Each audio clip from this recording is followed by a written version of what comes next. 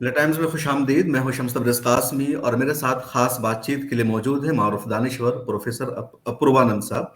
अपूर्वानंद साहब, हम लोग जो बातचीत करेंगे फ़लस्तीन के इश्यू पर या गज़ा पट्टी के जो हालात हैं, और सबसे पहले आपकी राय जानना चाहेंगे कि 3 महीना यानी 87 88 दिन आज हो गए हैं 7 अक्टूबर के बाद से।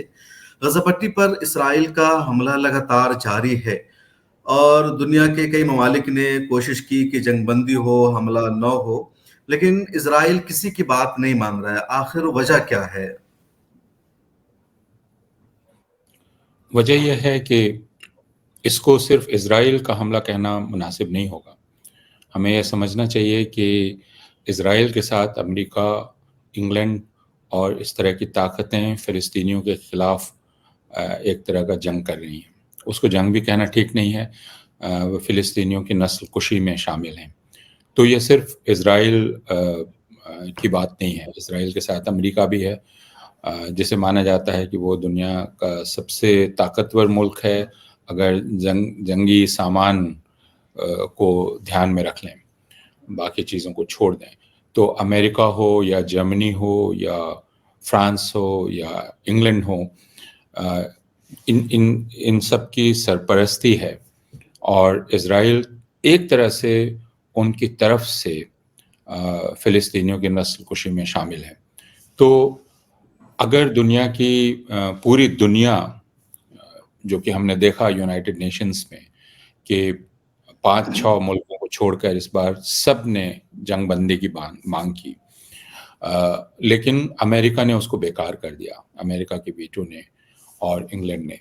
तो यह कहा जा सकता है कि यह अमेरिका और इंग्लैंड, जो कि पिछले 70 सालों से यदि देखें, 75 सालों से, तो यह यूरोप और अमेरिका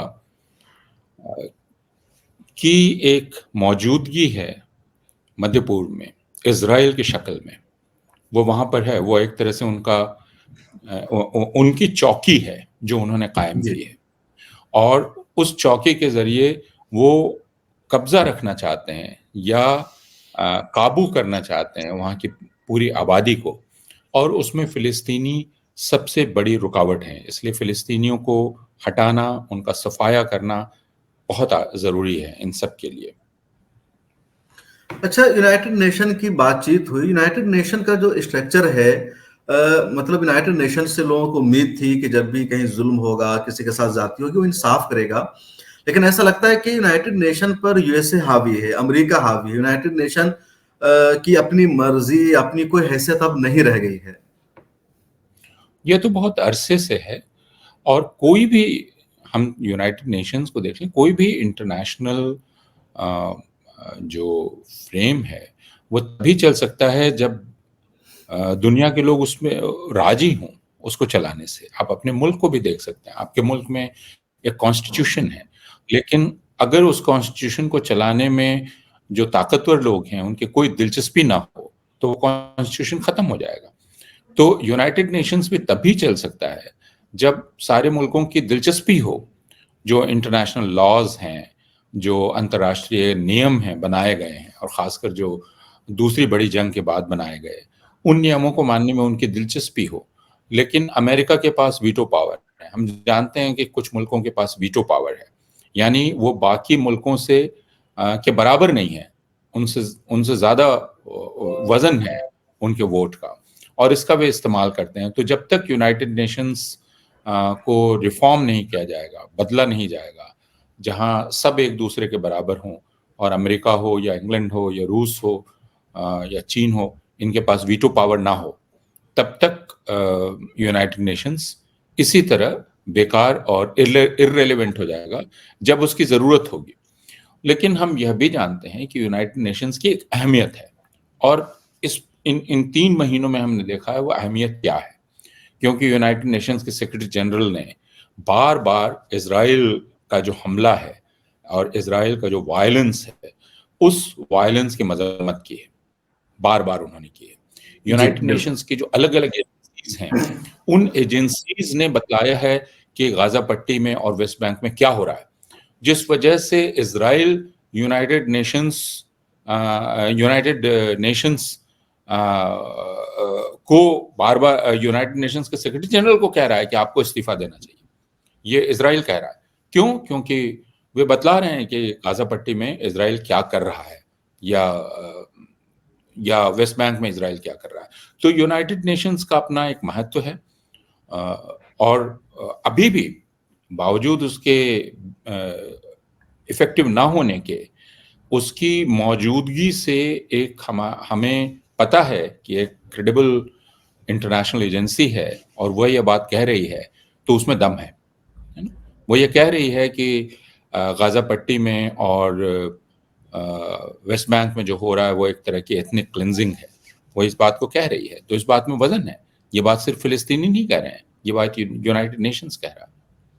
अच्छा, गज़ा पट्टी पर इसराइल का जो हमला लगातार जारी है, उससे इसराइल की मंशा क्या है? इसराइल ने जो अपना हदफ तय किया था कि यरगमालियों को आज़ाद कराना या हमास को ख़त्म करना, अभी तक इसराइल का खुद एतराफ़ है, एक भी हदफ में उसको कामयाबी नहीं मिली है। रद्द-ए-अमल में आम सिटिज़न्स को लगातार मारा जा रहा है। तो आखिर दुनिया इस पर क्यों नहीं सोच रही है? इज़राइल ने कभी अपनी मंशा छिपाई नहीं है। नेतन्याहू हों या उनके कैबिनेट के जो बाकी मिनिस्टर्स हैं, उनकी मिनिस्ट्री के, उन्होंने लगातार पहले दिन से ये बात कही है कि उनका इरादा गाज़ा पट्टी को फ़िलिस्तीनियों से खाली करने का है। उन्होंने कहा है कि वे गाज़ा पट्टी को फुटबॉल का मैदान बनाना चाहते हैं, पार्किंग लॉट बनाना चाहते हैं। वे चाहते हैं कि वे उस पूरे इलाके को साफ कर दें ताकि मंज़र दिखलाई पड़े समंदर का, साफ-साफ मंज़र वे देख सकें, उसका मज़ा ले सकें। अभी तुरंत उन्होंने कहा है कि दरअसल हम ये चाह रहे हैं कि वहाँ के लोगों को वॉलंटरीली इवैक्यूएट करवा दिया जाए। यानी और इस बात की भी चर्चा चल रही है कि उन्होंने टोनी ब्लेयर को इसके लिए कंसल्ट किया है कि वे बाकी मुल्कों से बातचीत करें कि वे फ़िलिस्तीनियों को अपने यहाँ कितना-कितना बाँट लेंगे। तो उनका इरादा गाज़ा पट्टी और वेस्ट बैंक को फ़िलिस्तीनियों से खाली करने का है, उसकी नस्ली सफाई का है। नेतन्याहू ने कहा कि वे अमालेक हैं। अमालेक का मतलब हम जानते हैं बाइबल में क्या होता है, यानी हर एक जी। बच्चा, औरत, हर किसी का सफाया होना ज़रूरी है। उसके बाद उनके मिनिस्टर्स ने भी कहा कि गाज़ा पट्टी में सवाल सिर्फ हमास का नहीं है, गाज़ा पट्टी में कोई भी निर्दोष नहीं है, कोई औरत, कोई बच्चा, कोई भी निर्दोष नहीं है, सबको मार देना चाहिए। एक मिनिस्टर ने यह कहा कि हमें शुरुआत करनी चाहिए थी 1 लाख लोगों को मारने से, वहाँ से शुरुआत करनी चाहिए थी पहले दिन से, उसके बाद हम आगे बढ़ते। तो इरादा उन्होंने छिपाया नहीं है, उनका इरादा हॉलोकॉस्ट का है, उनका इरादा नस्लकुशी का है, इसको उन्होंने बिल्कुल नहीं छिपाया है। अब ये बहुत मज़ेदार बात है कि इसको हम सुनना ही नहीं, दुनिया सुनना नहीं चाहती है, या सुन रही है तो कहती है नहीं, गुस्से में कह दिया, मतलब नहीं था, वो तो दरअसल हमास को ख़त्म करना चाहते हैं, लेकिन क्या करें बेचारे, क्योंकि हमास लोगों के बीच छिपा हुआ है, तो हमास को खोजने में लोगों को भी मारना पड़ता है। तो अब हम जानते हैं कि 10,000 से ज़्यादा बच्चे मारे गए हैं। अभी बिल्कुल, 22,000 से ज़्यादा लोग मारे गए हैं। हम इसका अंदाज़ किया जा रहा है बिल्कुल। कि कोई 30,000 लोग मारे गए होंगे। कई लोग मलबे के अंदर अभी भी दबे हुए 8-9 हैं, उनको हज़ार पता की रिपोर्ट ये भी कि वो गायब है, मलबे के तले दबे हुए, ज़्यादातर खदशे को भी मारे गए मलबे हैं। में दबे हुए हैं। तो सारे अस्पताल नेस्तनाबूद कर दिए गए हैं, यूनिवर्सिटी खत्म कर दी गई, मस्जिदों को जमींदोज कर दिया गया है, चर्चेस को जमींदोज कर दिया गया है। जो कल्चर डिपार्टमेंट की जो आर्कियोलॉजिकल इंपॉर्टेंस की चीजें थी, उनको तबाह कर दिया गया है। तो वहां वह कौन सा हमास था? इसका मतलब है कि जब आप इन कल्चरल निशानियों को खत्म करते हैं, आप आर्कियोलॉजिकल इंपॉर्टेंस की चीज़ों को, हिस्टोरिकल इंपॉर्टेंस की चीज़ों को ख़त्म करते हैं, तो आप एक नेशन को, उसकी पूरी मेमोरी को, उसकी पूरी याददाश्त को ख़त्म कर देना चाहते हैं। इसको नस्लकुशी इसको नस्लकुशी की प्रोसेस कहते हैं, जिसमें आप मिटा देना चाहते हैं उसका कोई भी निशान उसके वजूद का। और यह काम इज़राइल कर रहा है, इज़राइल की फ़ौज कर रही है। और और उसको पूरा इसको सपोर्ट मिल रहा है सलाह ऊपर से। इज़राइल की फ़ौज नहीं कर रही है, ये अमेरिका के साथ मिलके वो कर रही है। क्योंकि अमेरिका की इस सरकार ने अपनी कांग्रेस को बाईपास करके इज़राइल को हथियारों की नई खेप, उसके लिए पैसा, सब कुछ दिया है ताकि वो जो नस्लकुशी कर रहा है उसमें कोई रुकावट ना आए, वो नस्लकुशी जारी रहे अपने पूरे जोरों के साथ। तो तो आपके ख्याल यह में अभी नहीं था, मैं सिर्फ 1 मिनट कहना चाहूँगा। जी, हुआ क्या था, हमें फिर याद कर लेना चाहिए क्योंकि हम तुरंत भूल जाते हैं। लोग 7 अक्टूबर की बात कर रहे हैं। 7 अक्टूबर को हमास के लोगों ने हमला किया और हमास के लोगों ने हमला किया गाज़ा पट्टी के पास, यानी जिसको वो बॉर्डर कहते हैं। ये बॉर्डर नहीं है, इसको बॉर्डर कहना बहुत ही गलत है क्योंकि आपने बाड़े लगाए हैं और उन उन ज़मीनों पर आप रह रहे हैं जो दरअसल उनकी हैं, जिनको आपने गाज़ा पट्टी में ढकेल दिया है। तो वे देख रहे हैं आप उनकी ज़मीनों पर रह रहे हैं।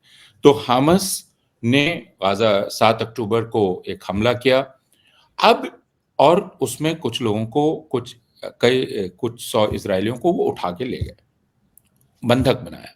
और हमास ने बिल्कुल साफ किया कि यह दरअसल इसलिए उसने किया है कि इज़राइल की जेलों में जो बंधक हैं फ़िलिस्तीनी सालों से, जी, औरतें, बच्चे, बूढ़े, उनको वो उनके बदले रिहा कराना चाहता है। बात बहुत साफ थी। कोई भी मुल्क, अगर वह समझदार मुल्क है, उसके 300 लोग, 400 लोग, 250 लोग कोई उठा के ले जा रहा है और वो कह रहा है भाई अदला-बदली कीजिए, तो वो पहले इस पर बात करेगा, है ना? कि किया जाए। वह नहीं चाहेगा कि उसके जो लोग बंधक बने हैं उनको कोई नुकसान हो।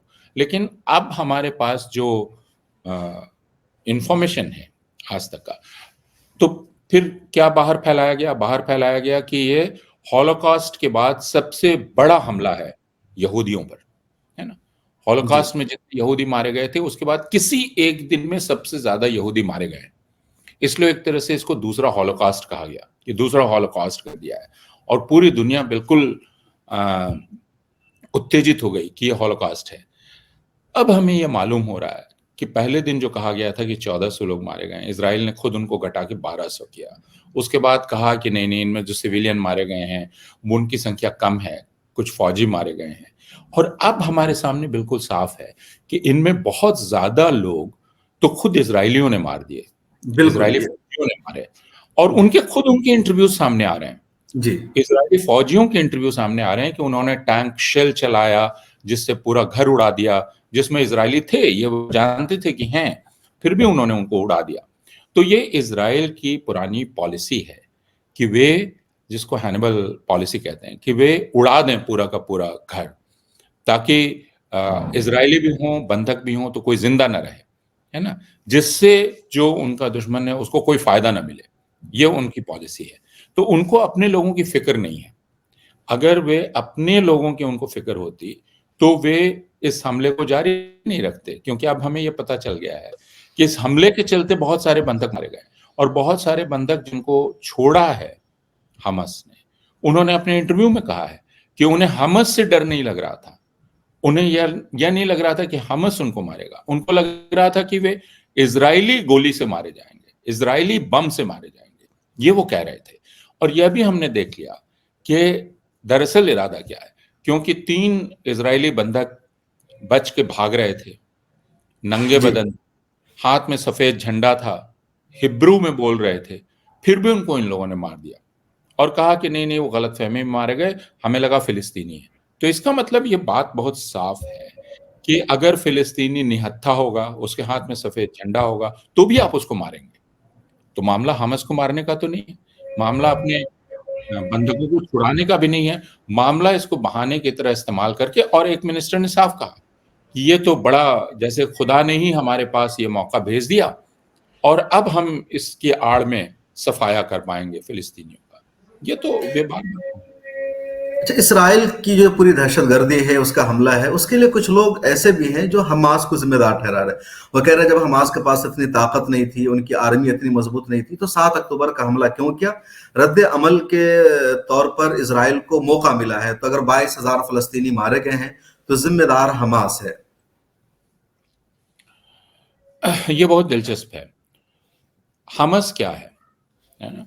आप हमास के तरीके से डिफ़र कर सकते हैं, आप उसके आइडियोलॉजी से डिफ़र कर सकते हैं और हम में से बहुत सारे लोग करेंगे उसके आइडियोलॉजी से डिफ़र। लेकिन हमास दरअसल जो फ़िलिस्तीनी हैं, फ़िलिस्तीनियों के भीतर का एक रेज़िस्टेंस ग्रुप है, ठीक? जी, वो रेज़िस्टेंस ग्रुप, हमास के पास कोई सेना नहीं है बड़ी, हमास के पास कोई जेट फाइटर नहीं है, हमास के पास टैंक नहीं है। इसका मतलब वो एक गुरिल्ला रेज़िस्टेंस फ़ोर्स है। और क्या हम गुरिल्ला रेजिस्टेंस फोर्सेस की हिस्ट्री नहीं जानते हैं? एक गुरिल्ला रेजिस्टेंस ग्रुप की, क्या अल्जीरिया के पास गुरिल्ला रेजिस्टेंस ग्रुप नहीं थे? क्या जब खुद नाजी और फैसिस्ट यूरोप में कर रहे थे, तो क्या वहां गुरिल्ला रेजिस्टेंस ग्रुप्स नहीं थे? और वो गुरिल्ला रेजिस्टेंस ग्रुप्स क्या वायलेंस का सहारा नहीं ले रहे थे?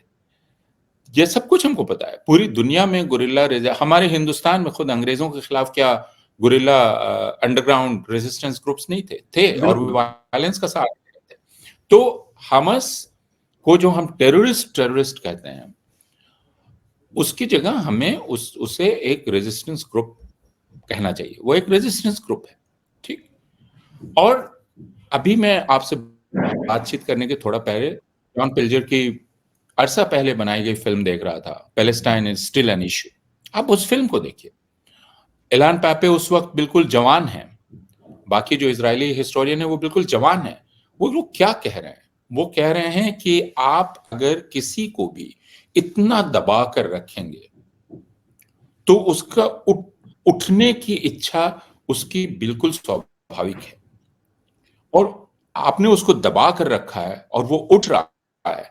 आपने फोर्स लगा के दबा के रखा है, तो वो फोर्स लगा के ही उठेगा, है ना? वो आपसे आरजू इल्तिजा सब कुछ उसने करके देख लिया है, तो वो फोर्स लगा के उठेगा। और जब फोर्स लगा के उठेगा तो आप कहेंगे अरे मुझको झटका लग रहा है, मुझको चोट लग रही है। तो यह बात इजराइल और हमस को आप छोड़े, हमस तो गाजा में है ना।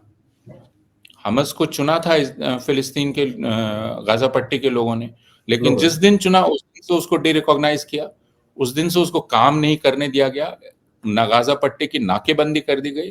गाजा पट्टी में कौन सी दवा जाएगी, दूध जाएगा कि नहीं जाएगा, कॉर्नफ्लेक्स जाएगा कि नहीं जाएगा, अंडा जाएगा कि नहीं जाएगा, ये कौन तय कर रहा था? ये इजराइल तय कर रहा था। इजराइल तय कर।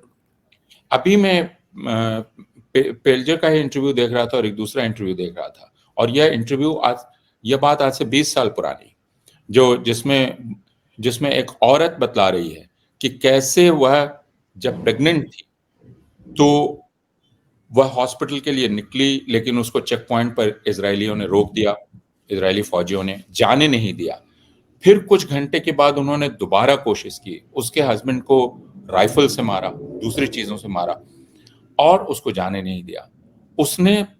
उसको बच्चा हो गया, और उसकी सास ने या उसकी माँ ने ब्लेड से नाल काटी, और उसके बाद उस बच्चे को किसी तरह लपेट के वे हॉस्पिटल ले जाने लगे। बच्चा मर गया।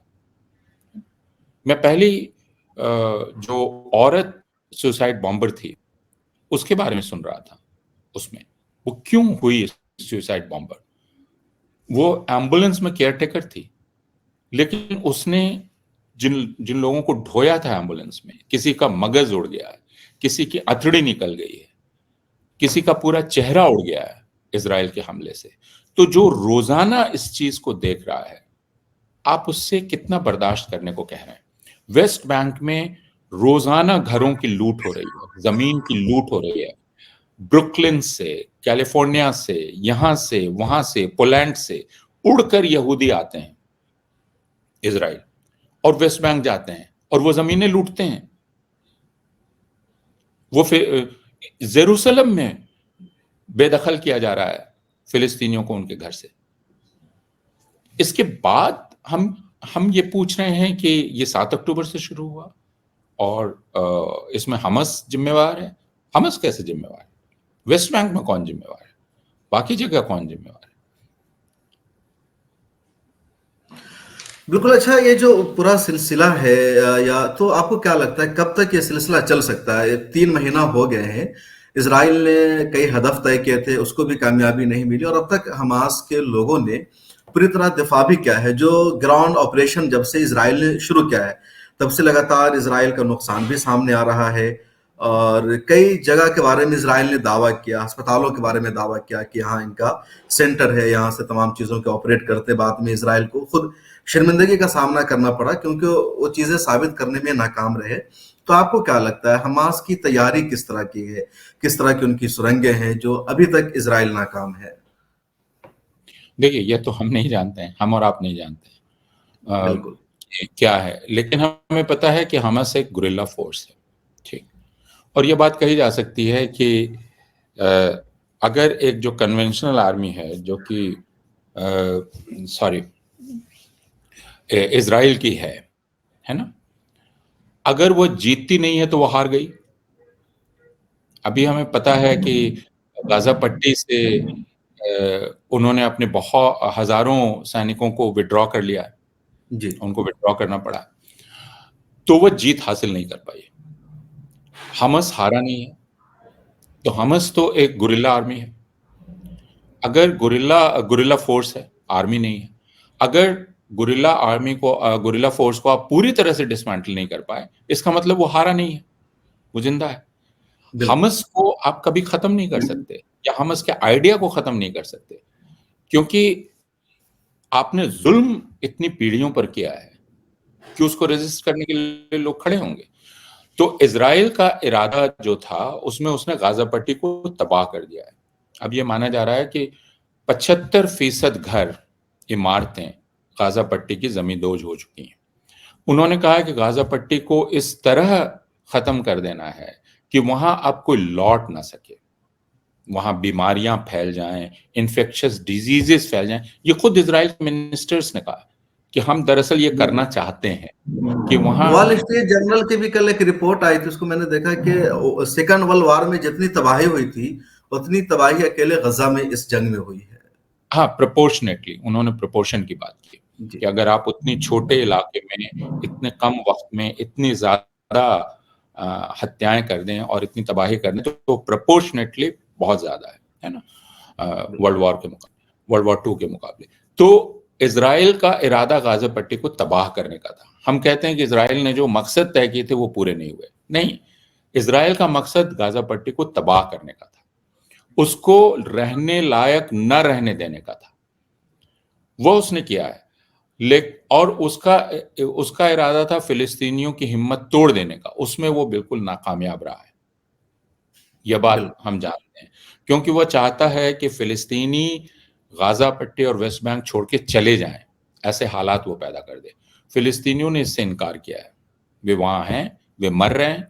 रोज हम उनके पोस्ट पढ़ते हैं कि हो सकता है मैं कल मर जाऊं, फिर हम दूसरे दिन पढ़ते हैं कि जिसने ये लिखा था वो मारा गया, फिर और कोई लिखता है, फिर वो मारा गया। एक डॉक्टर मारा गया, एक पत्रकार मारा गया, एक कवि मारा गया, एक कलाकार मारा गया, रोज हो रहा है, लेकिन वे वहां बने हुए हैं। तो इजराइल अगर ये सोच रहा है कि वो फिलिस्तीनियों को तोड़ देगा, तो यह उसकी खाम ख्याली है, या वो नहीं कर पाएगा। ये जरूर है कि उसने हजारों फिलिस्तीनियों को मार डाला है, और अ, और वो एक तरह के हॉलोकॉस्ट में शामिल, जेनोसाइड में शामिल है। और इसकी कीमत इजराइल को चुकानी पड़ेगी।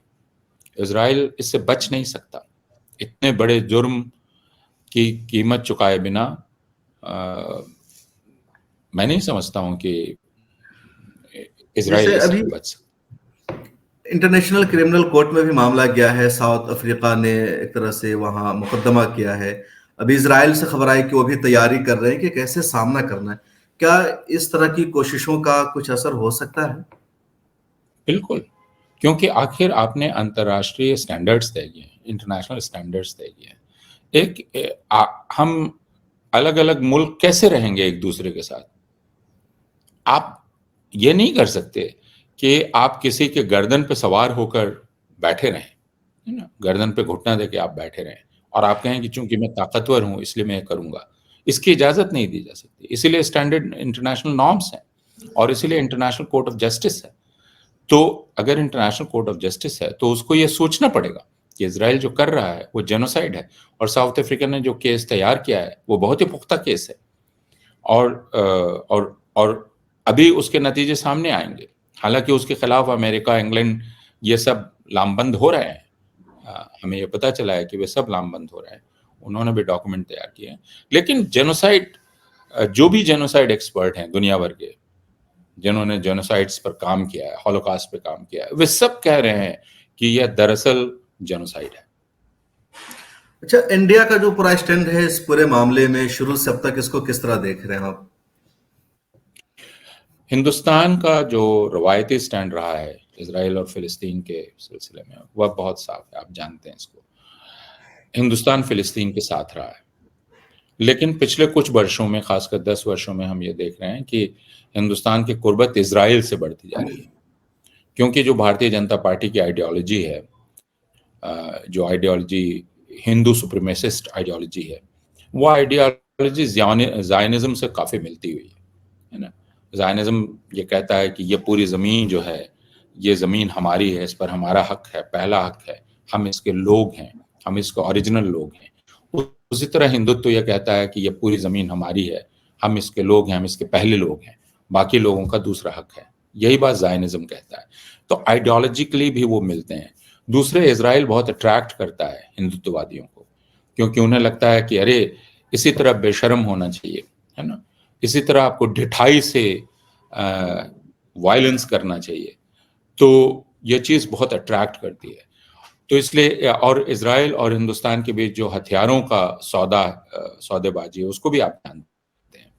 पेगासस के बारे में भी आप जानते हैं। जो पेगासस इस्तेमाल किया गया, वो इज़राइल की फर्म का, यानी जो जासूसी करने के लिए इस्तेमाल किया गया, वो इज़राइल के फर्म का है। तो हिंदुस्तान का जो अभी का शासक दल है, उसकी आइडियोलॉजी मिलती है और वो इज़राइल से कोलैबोरेट करना चाहता है। ये कहना बहुत मुश्किल है कि किसने किससे सीखा है। अब बहुत सारी चीज़ें जो कश्मीर में हो रही हैं, आप देखते हैं कि इज़राइल बहुत पहले से कर रहा है। तो क्या ये तरीका सीखा गया है? ये बुलडोज़र वाला पूरा तरीका वेस्ट बैंक वो और इज़राइल गाज़ा से। इज़राइल बहुत पहले से इस्तेमाल कर रहा है, जो इधर कुछ दिनों से शुरू हुआ है हिंदुस्तान में। तो वो क्या इन लोगों ने इज़राइल से सीखा है? ये सब कुछ बतलाता है कि हिंदुस्तान की जो रवायत रही है, हिंदुस्तान की रवायत रही थी आज़ादी के हक में खड़े होने की। अब हिंदुस्तान उससे हट रहा है। हिंदुस्तान का कहना है, हम ताकतवर हो गए हैं, हम ताकतवर लोगों के साथ रहेंगे। जो ताकतवर हैं, वो भले ही हिंसा कर रहे हैं, हम उनके साथ रहेंगे। तो इसमें उसको काफ़ी मज़ा भी आ रहा है, और जो अभी का जो रूलिंग हमारा शासक दल है, उसकी जो जनता है, उसको ये एहसास दिला रहे हैं कि अब हम उस लीग में शामिल हो गए हैं। अब हम कमज़ोर मुल्कों की लीग में नहीं। तो हम जैसे अभी जो अमेरिका ने जहाजी बेड़े भेजे यमन के हूतीस के यमन खिलाफ, हौसियों के खिलाफ। हाँ, उसमें भी हमें ये पता चला कि हिंदुस्तान ने भी शायद 2 भेजे हैं। जो अच्छा, मैं पढ़ रहा था हिंदुस्तान कि का शुरू में जैसे जब 7 अक्टूबर का हुआ तो प्राइम मिनिस्टर का ट्वीट आया था कि दहशतगर्दाना हमला है इजराइल का। फिर 3-4 दिनों के बाद फॉरेन मिनिस्ट्री का स्टेटमेंट आया कि वही पुरानी पॉलिसी है। फिर बाद में महमूद अब्बास से बात की मोदी साहब ने, कुछ एड्स भी भेजा गया गजा पट्टी को 2 मरतबा शायद। तो कुछ बदलाव आया इधर, कुछ जो राइट विंग के लोग थे या कई और लोग, उनकी सोच में भी कुछ तब्दीली आई। शुरू में वो हमास को दहशतगर्द बता रहे थे, पूरा साथ दे रहे थे, फिर बाद में बदलाव आया। वजह क्या रही इन सब के पीछे की?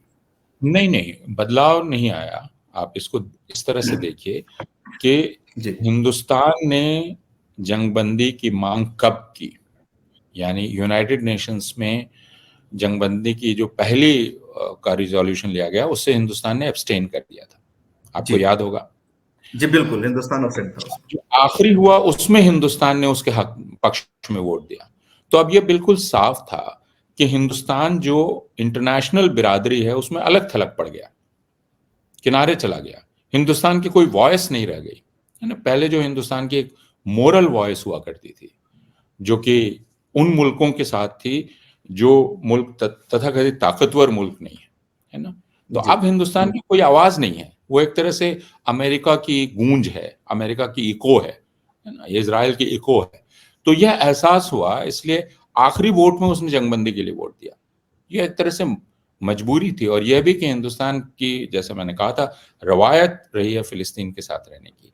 लेकिन फ़िलिस्तीन के साथ रहने और उसको एड भेजने का क्या मतलब? अगर आप मजबूती से ये बात नहीं कह पा रहे हैं और ज़ोर देकर नहीं कह पा रहे हैं कि इज़राइल को अपना हमला रोकना चाहिए।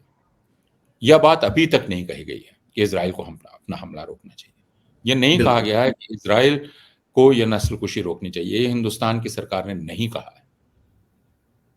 अच्छा, आप कह रहे हैं कि हिंदुस्तान का मिजाज रहा है शुरू से फ़लस्तीन को सपोर्ट करने का, लेकिन हम देख रहे हैं कि अच्छे खासे पढ़े-लिखे लोग भी और मीडिया में लगातार हमास को, फ़लस्तीनियों को आतंकवादी, दहशतगर्द कहा जा रहा है और ऐसा लग रहा है कि इज़राइल ही मज़लूम है और हमास और फ़लस्तीनी सारे ज़ालिम हैं। ये तो मैंने कहा कि हिंदुस्तान की पॉलिटिक्स में जो राइट विंग शिफ्ट हुआ है, राइटवर्ड शिफ्ट हुआ है, राइट की तरफ, ये उसका नतीजा है। और मैंने कहा कि अब बहुत सारे लोग, जो पूरा बेस है, इलेक्टोरल बेस है भारतीय जनता पार्टी का, वह मानता है कि हिंदुस्तान को इज़राइल की तरह होना चाहिए। वो मानता है कि बुलडोज़र चलने चाहिए, वो मानता है कि मुसलमानों को उनको घरों से बेदखल करना चाहिए, उनकी मस्जिदें तोड़ देनी चाहिए। ये वो मानता है, इसलिए उसको इज़राइल के साथ कुर्बत का एहसास होता है। उसको लगता है कि हम क्यों नहीं वैसे कर रहे हैं जैसे इज़राइल करता है ना? तो यह एक तब्दीली ज़रूर आई है और इसकी अच्छा, एक तादाद में आखिरी सवाल बढ़ोतरी जो हुई है। एक आखिरी सवाल जो अरब के ममालिक हैं, वहाँ पर जो खलीजी ममालिक हैं या कुछ दूसरे कंट्रीज़ हैं जिनके बारे में लोगों को उम्मीद थी कि थोड़ा खुलकर सपोर्ट करेंगे, गज़ा पट्टी की, फ़लस्तीन की, साथ देंगे, लेकिन वो सब भी या तो चुपचाप हैं या उनकी कोई हैसियत नहीं रह गई है। यहाँ तक कि इंटरनेशनल अदालत में अगर मुकदमा कोई लेकर गया, तो वो साउथ अफ्रीका लेकर गया, तुर्की लेकर नहीं जा सका, कोई और देश नहीं लेकर जा सका।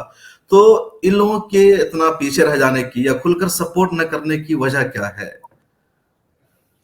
एक तो ये सब खुद डिक्टेटरशिप्स हैं, ये सब के सब। जी, आप उन मुल्कों के अवाम के बारे में जानते हैं कि वो सब फ़िलिस्तीन के साथ हैं, लेकिन ये सब बिल्कुल। डिक्टेटरशिप्स हैं और ये इनके जो इंटरेस्ट हैं वो एलाइड हैं अमेरिका के साथ, मिले हुए हैं। तो इसलिए इनके लिए बहुत मुश्किल है उससे अलग होना। अब इस पर एक और तफ़सीली बातचीत की ज़रूरत होगी, जिसका जी, वक़्त हम लोगों के पास नहीं है, लेकिन हम इसकी हिस्ट्री जानते हैं कि ये क्या है। जी, और इसीलिए इस गलतफ़हमी से लोगों को मुक्त हो जाना चाहिए कि ये मुसलमान मामला है। मामला मुस्लिम नहीं है, इस्लामिक नहीं है, क्योंकि इनमें ज़्यादातर मुल्क इस्लामिक हैं, लेकिन ये फ़िलिस्तीन के साथ नहीं खड़े हैं। अगर आप यमन को छोड़ दें, हूती को छोड़ दें, तो इनमें से कोई इफ़ेक्टिवली फ़िलिस्तीन के साथ नहीं है। जो बयानबाज़ी इन्होंने बिल्कुल। की उसके बावजूद। हम जानते हैं कि इनके रास्ते अभी भी हथियार आ रहा है, इनके रास्ते अभी भी सप्लाई आ रही है, बाकी चीज़ें आ रही हैं। ये इज़राइल पर सैंक्शन लगा सकते थे, वो इन्होंने नहीं किया है। तो ये सारा कुछ हम जानते हैं। बिल्कुल, तो बहुत शुक्रिया। हम फ़लस्तीन, ग़ज़ा पट्टी, हमास, इज़राइल और इन तमाम इश्यूज़ पर बातचीत कर रहे थे। हमारे साथ मौजूद थे मारूफ़ दानिशवर और दिल्ली यूनिवर्सिटी के प्रोफ़ेसर जनाब प्रोफ़ेसर अपूर्वानंद साहब। कैसी लगी आपको हमारी बातचीत? कमेंट सेक्शन में ज़रूर लिखिएगा और बहुत शुक्रिया कि आपने वक़्त निकाला और हमारे नाज़रीन के साथ बातचीत की, आपने अपने ख़यालात का इज़हार किया। शुक्रिया। शुक्रिया।